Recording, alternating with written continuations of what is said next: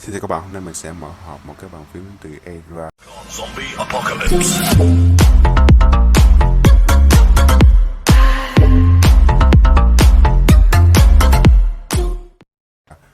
Mình mua ở trên Shopee của shop Board Gear và đây là phiên bản EK387RGB, xuống cái nó là Hondo.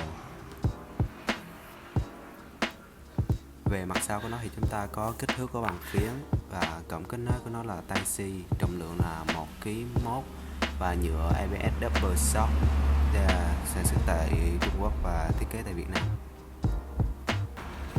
Đây là cái bàn phím mình đã tháo ra và xem bên trong rồi, thì mình đã bỏ vào hộp, mở lại cho các bạn xem.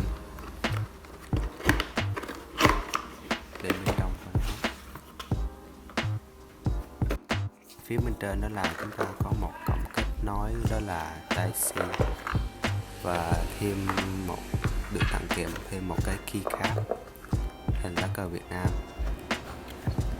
và đây là một cái keyboarder để chúng ta có thể tháo phím, và bàn phím nó được bọc một lớp ni lông. Phía dưới là mình mua được tặng một bao lì xì, trong đây có 10k. Và đây là tờ hướng dẫn từ F1 đến F12 và các chế độ đèn LED. Và đây là tấm thẻ bảo hành của bàn phím, bảo hành được 2 năm. Mình sẽ bỏ vào lại hết rồi.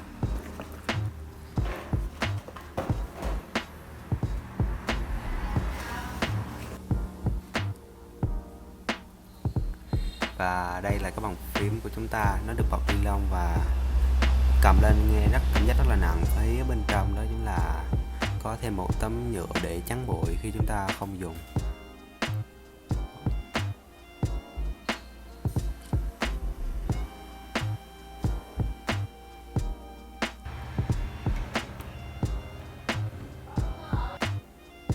Và đây mình mua phiên bản là EK387 là nó không có một phím số.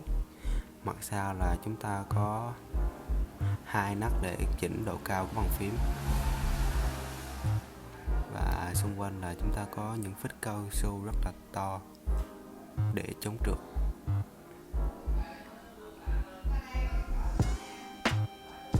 Và mình sẽ thay thử cái keycap,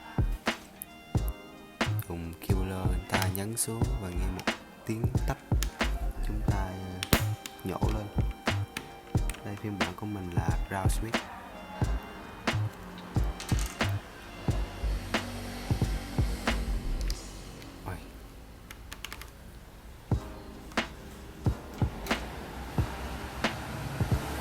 Và mình cắm nó vào máy tính bằng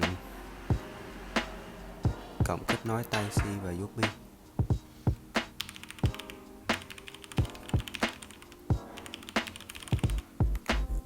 Thì cái bàn phím này là nó sẽ có một cái phần mềm để chúng ta có thể chỉnh đèn LED, và đây chúng ta có thể lên trên web của Era để chúng ta cài driver về. Và đây là phiên bản 387 RGB, nó chỉ có rất là nhiều chế độ và màu khác nhau. Đây là thanh tốc độ của đèn, đây là các chế độ của đèn LED,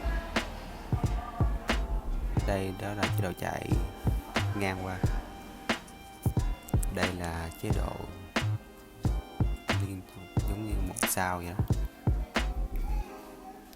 Đây là màu. Nó còn có chỉnh từng phím, mình chưa biết xài cái này cho lắm. Đây là macro mình cũng không rành luôn. Ngoài ra chúng ta có thể chỉnh bằng phím Fn và các phím bay up bay down home. Các bạn muốn chỉnh ở ngoài thì các bạn phải exit cái phần mềm này ra nha.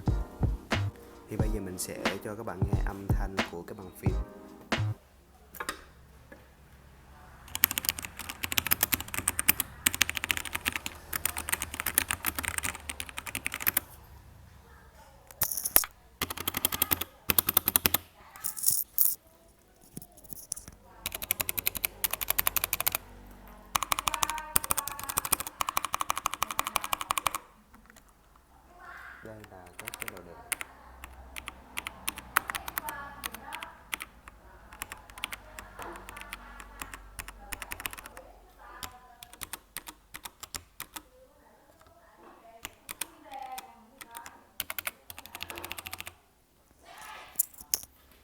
Và bây giờ mình sẽ chơi Osu. Thì mình để cái đèn như vậy thì các bạn sẽ không thấy được cái đèn LED RGB của cái bàn phím, nên mình sẽ xin phép các bạn là mình tắt đèn để cho các bạn thấy được cái đèn nó.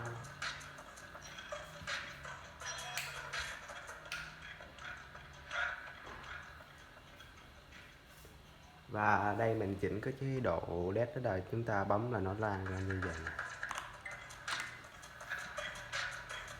Mình sẽ để như vậy.